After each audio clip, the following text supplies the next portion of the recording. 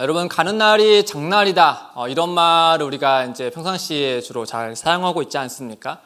무언가 일을 하려는 때 예상치 못한 일에 부딪혀가지고 맞물려서 더 복잡하게 될 때 이런 말을 많이 사용하죠.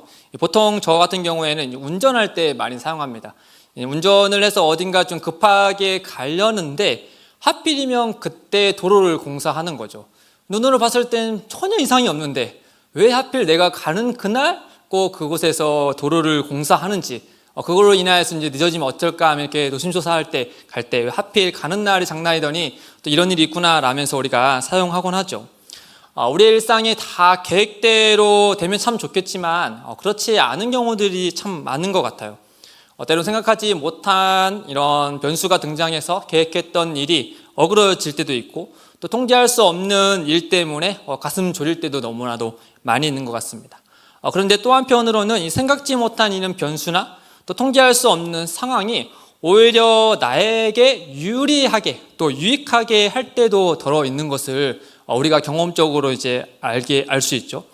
이를테면 저 같은 경우에는 이제 교육부서 교육자다 보니까 이제 여름 성경학교 때가 되면 교육자들이 항상 마음 졸이는 게 있어요.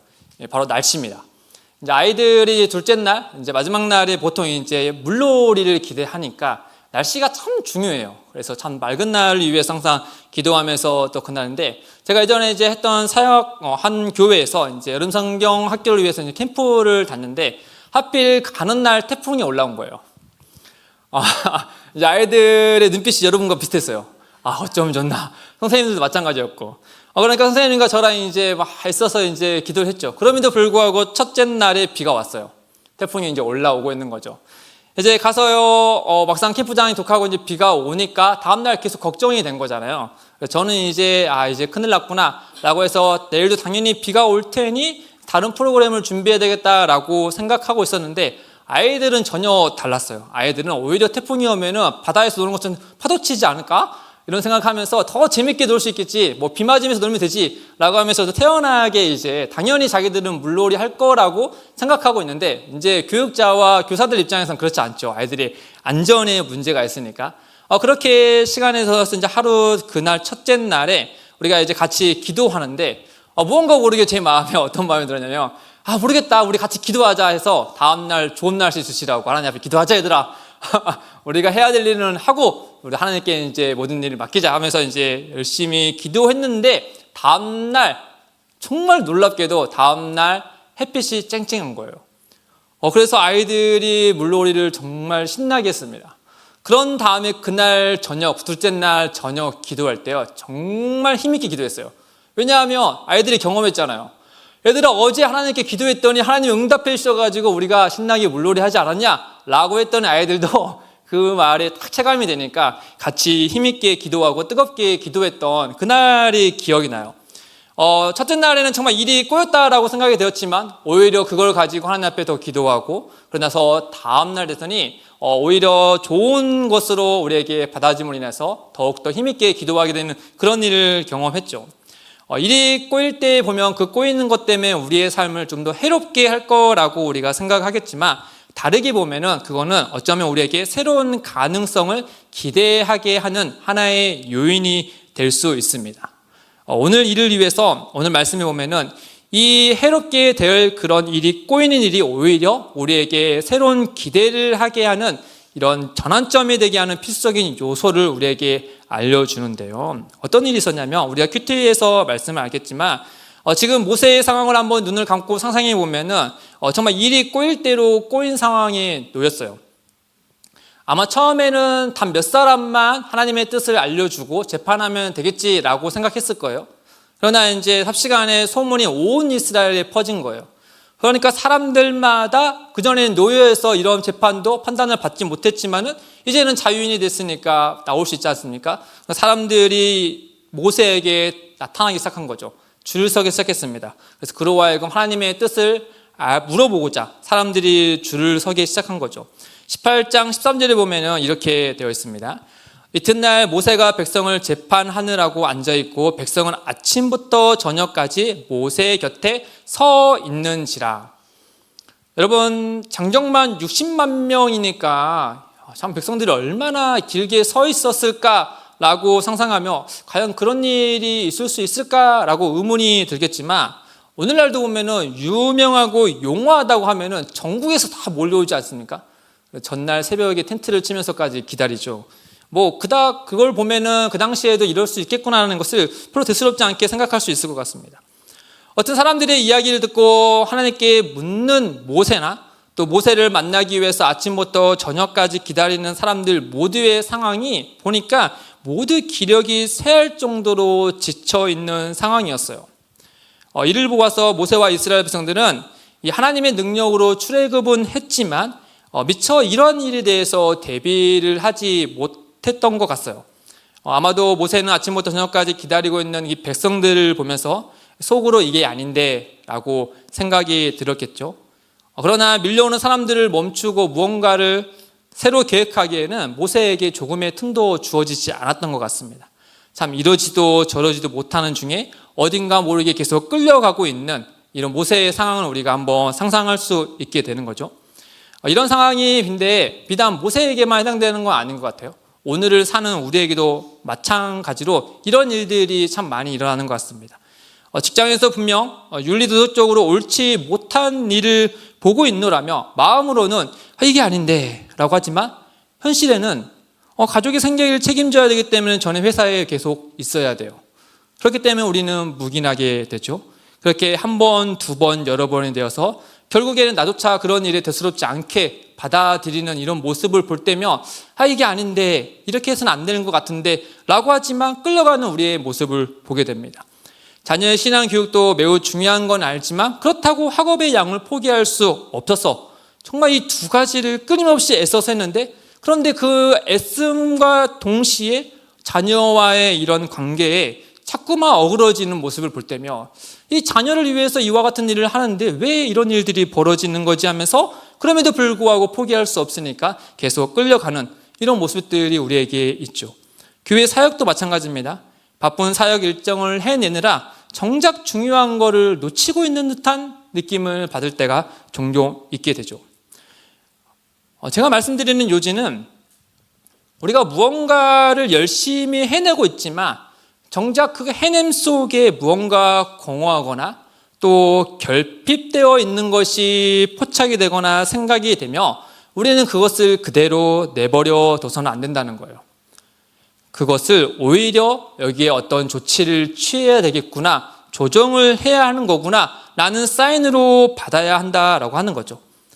비록 모세는 스스로 깨달아 이를 개선하지 못했지만 하나님은 그런 모세에게 이드로를 보내셔서 그 문제의 실마리를 풀게 하십니다.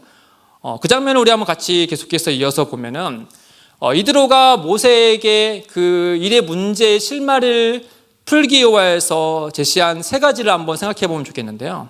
첫 번째는 무엇이냐면 무언가 일이 잘못됐다는 걸 인지했을 때 이드로는 그 모세에게 뭐라고 얘기하냐면 멈춰라 라고 말씀하세요. 우선 멈춰라. 18장 17절에 보면은 내가 하는 것이 옳지 못하다. 그러니까 좋지 못하다, 적절하지 못하다. 그러니 멈춰라 라고 말씀해 주고 있어요.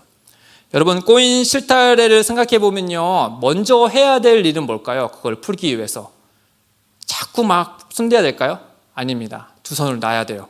그리고 어디가 꼬였는지를 살핀 다음에 거기서부터 차례로 하나씩 해 나가야 풀어가야죠. 꼬인 실타래를 풀린다고 하면서 이리저리 자꾸 당기면은 더 꼬이기 마련입니다. 이드로는 그런 점에서 모세에게 이 꼬인 일을 보고서 그에게 멈춰라 라고 말씀하고 있어요. 그러면서 왜 멈춰라 했을까? 그리고 그 멈춤을 통하여서 이드로가 이 모세로 하여금 바라보게 하는 것이 있었는데 그게 바로 무엇이냐면 백성들의 지친 표정이었어요. 기력이 쇠하는 저들의 모습이었어요. 그리고 저들의 모습에 반사되어 있는 자신의 기력이 쇠한 모습을 보게 한 거예요. 18장 18절에 보면은 너와 또 너와 함께한 이 백성이 필경 기력이 쇠하리니 점점 그 쇠하고 있는 모습을 보게 하신 거죠.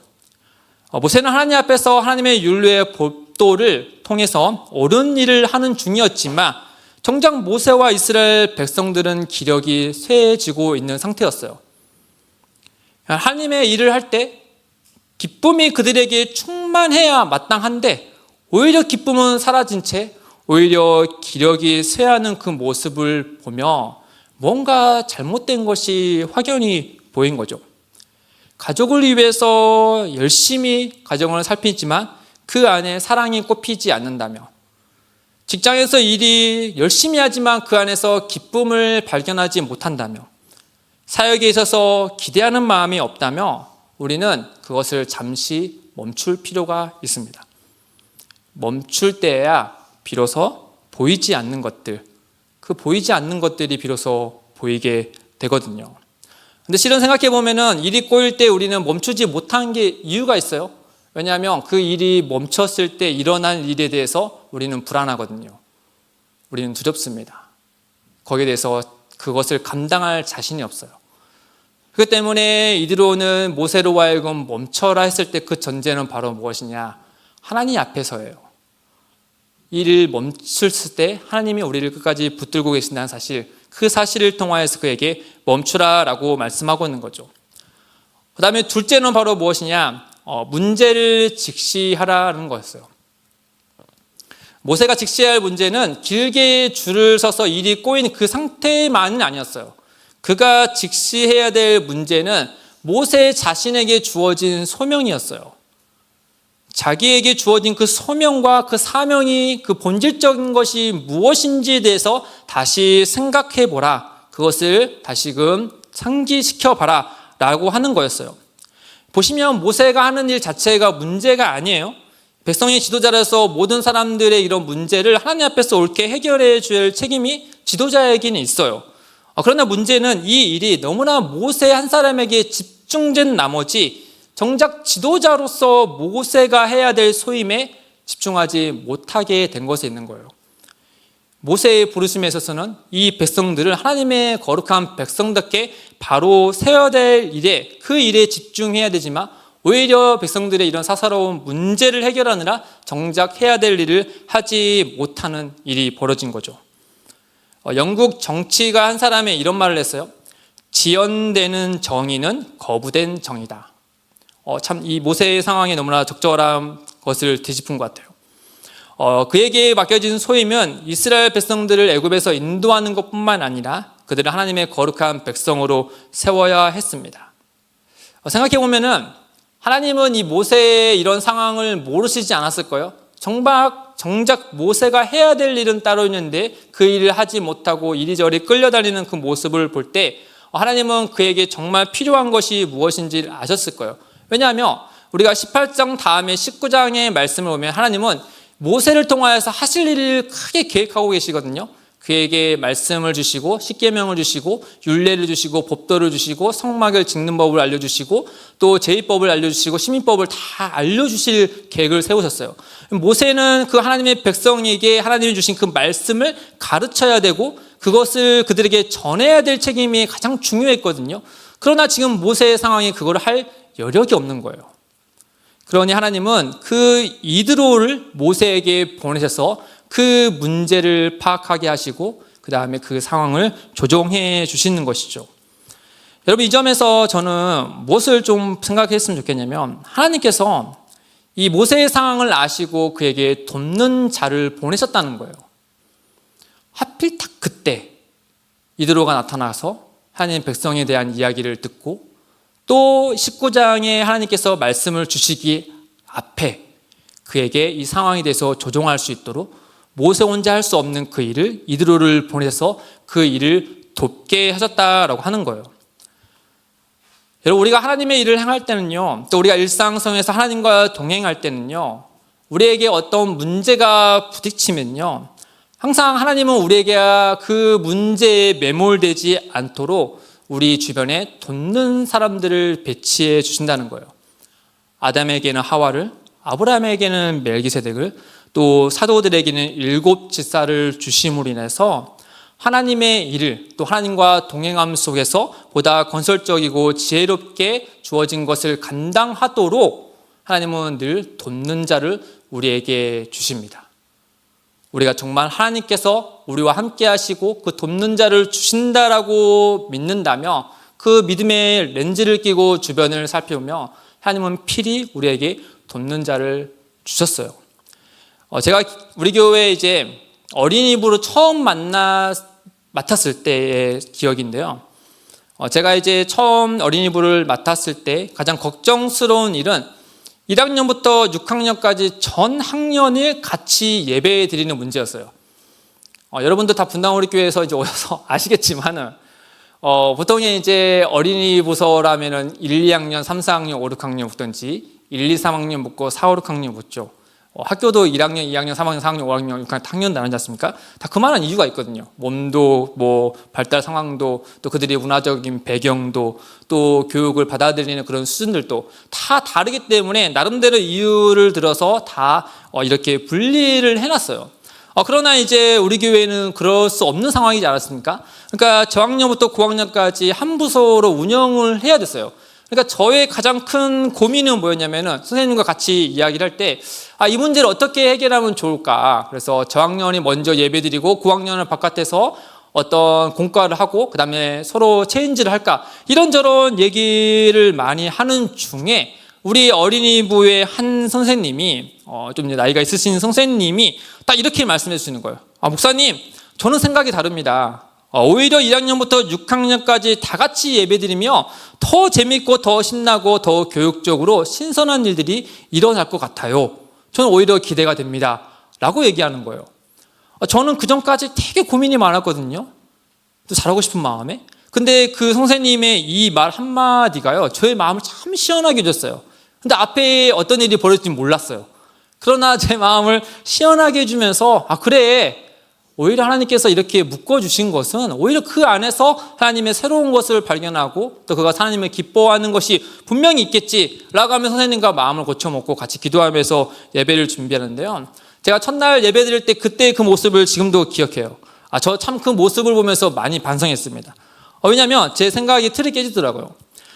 예배하는데 1학년 친구들이 앞에서 방방 뛰면서 찬양하면서 율동하는데요. 뒤에 있는 5, 6학년 친구들이 박수를 치면서 따라하더라고요. 여러분, 이게 얼마나 놀라운 일인지 모르시죠? 이 5, 6학년만 있는 예배 장소에 한번 가보십시오. 그 다음에 중학생들만 있는 곳에 예배하는 곳에 가보세요. 굉장히 어둡습니다. 얘들이 정말 어린아이들이 만날 정도로 굉장히 어두워요. 무겁고. 근데 우리 어린이부의 1학년 친구들이 앞에서 방방 뛰어주니까 예배 분위기가 확 달라진 거예요.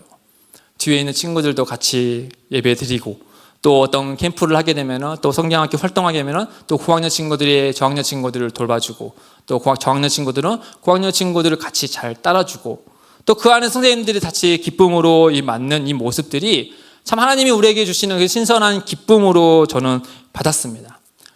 여러분, 요지는 하나님은 우리가 어떤 문제에 봉착했을 때요, 하나님은 언제나 우리에게 돕는 손길을 주신다는 거예요. 메시지를 통해서든지 또 어떤 사람의 이런 선한 손길을 통해서도 우리에게 주신다는 거예요. 그리고 그 선한 손길은, 돕는 손길은 되게 멀리 있지 않습니다. 가까이 있어요. 가까이 있음에도 불구하고 왜 우리가 보지 못하는가? 왜 보지 못하는가? 하나님이 우리 가운데 그 문제를 봉착했을 때 항상 돕는 손길을 주신다는 사실을 우리가 망각했기 때문이에요. 하나님은 반드시 우리에게 돕는 손길을 주십니다. 믿음의 눈을 들어서 주변을 살피시고 또 들리는 이야기를 다시 한번 곱씹어 보시기를 바랍니다. 끝으로 셋째는 잘 아는 것처럼 합력하라는 거예요. 그래서 여러 10부장, 50부장, 100부장, 1000부장을 세우지 않습니까? 그런데 여기서 합력하라는 것에 한 걸음 더 나아가서 핵심적인 것은 무엇이냐? 찾으라는 거예요. 이 문제에 있어서 내가 도움이 필요할 자, 또 나를 도와서 하나님 나라의 아름다운 일을 세워가기 위해서 나 혼자서 해낼 것이 아니라 하나님은 분명히 돕는 사람 통하여서 이 일을 하게 하시니까 그 사실을 전제하여서 주변에 합력할 자를 찾으라라는 말이에요. 그래서 결국에는 하나님의 기뻐하신 일을 함께 하라는 거죠. 로마서 8장 28절 말씀입니다. 우리 한 목소리로 같이 한번 읽겠습니다. 우리가 알거니와 하나님을 사랑하는 자 곧 그의 뜻대로 모든 것이 합력하여 선을 이루느니라. 부르심을 입은 자들에게는 모든 것이 합력하여 선을 이루느니라. 우리는 나 홀로 부르심을 받은 게 아니라 같은 공동체로 부르심을 받았습니다. 공통된 하나님 나라를 위해서 같이 쓰임을 받는 존재들이라는 거죠. 사랑하는 성도 여러분, 어쩌면 참 차갑고 날카로울 수 있는 조언이지만 그럼에도 불구하고 모세에게 조언을 아끼지 않았던 이드로의 모습, 또 정말 왕년에 광야에서 양이나 치는 패배자가 아닌 이제는 이런 민족의 위대한 지도자로 부상한 모세지만 이드로의 이런 조언을 온유함으로 받아들이는 이 모세의 모습을 보면요, 참 하나님 앞에서 동역하는 이들의 관계가 어떠해야 되는지를 우리는 엿볼 수가 있게 됩니다. 내 눈에 잘못되는 일이 있으면 무조건 조언을 아끼지 말라라는 말이 아니에요. 다 비난하고 또 문제를 해결하려고 접근하라는 말이 아니에요. 이드로가 모세에게 하는 말을 자세히 살펴보면요, 그는 얼마나 하나님 앞에서 조심스럽게 모세에게 말하고 있는지를 볼 수 있어요. 한번 본문의 말씀을 집에 가셔서 한번 들여다보면은 이드로는 모세에게 이야기적에 하나님 계속해서 반복해서 이야기하고 있어요. 하나님 앞에서, 또 하나님이 너와 함께 하실 것이다, 또 하나님이 두려워하시는 자들, 하나님 앞에서 굉장히 조심스럽게 모세에게 이야기하고 있는 것이죠. 출애굽기 18장 19절에 보시면요, 이제 내 말을 들으라. 내가 내게 방침을 가르치느니 하나님이 너와 함께 계실지로다. 너는 하나님 앞에서 그 백성을 위하여.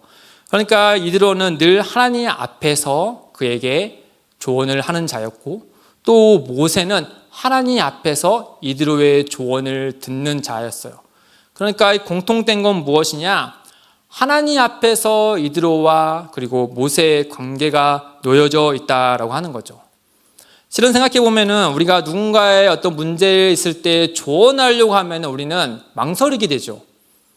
내 조언을 어떻게 받아들일까? 이런 두려움이 우리에게 찾아오니까 망설이게 되고, 또 우리는 누군가의 조언을 들었을 때 정말 반갑게 듣는 경우도 있지만 또 그렇게 반갑게 또 힘들게 또 어렵게 받는 경우들이 있어요. 그런 경우를 생각해 보면은 참 조언하고 또 성도 안에서 서로 간에 이런 관계를 맺으면 서로 권명하는 일이 참으로 오늘날에 너무 어렵습니다. 그럼에도 불구하고 오늘 말씀 가운데 우리에게 무엇을 알려주고 있냐면, 조언하는 자나 권면하는 자나 또 조언을 듣는 자나 권면을 듣는 자나 모두가 하나님 앞에 서 있을 때, 하나님 앞에 스스로가 바르게 서 있을 때 조언하는 자와 듣는 자 그 모든 것 가운데 하나님의 역사하심을 말미암아 선한 것을 드러낸다라는 점을 우리에게 말씀해 주고 있는 것이죠.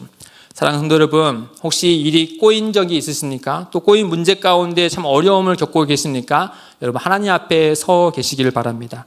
또 누군가가 그런 어려움에 있는 모습을 보이고 있습니까? 그러면 정말 하나님과 함께 그에게 다가가십시오.